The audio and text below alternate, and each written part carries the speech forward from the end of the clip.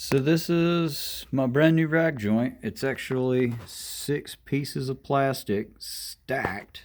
I cut them out of this lid from a box of screws. It was some pretty decent plastic. I mean, you can see it's kind of thick. So 6 of those stacked up ended up being the exact same size I needed. This is like a piece of a tire.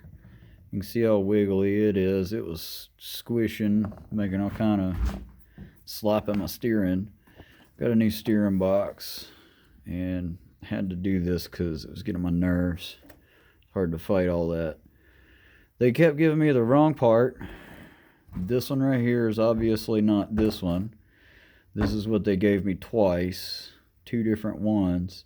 So I ended up taking it upon myself and building one my own.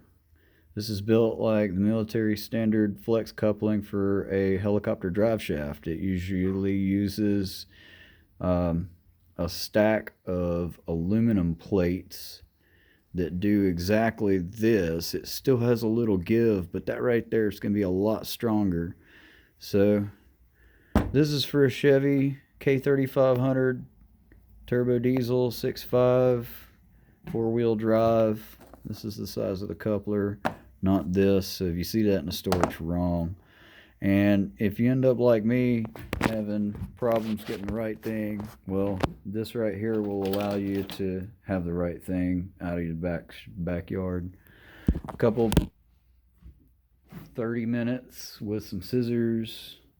I made a template using this, and it's just plain and simple, drill some holes.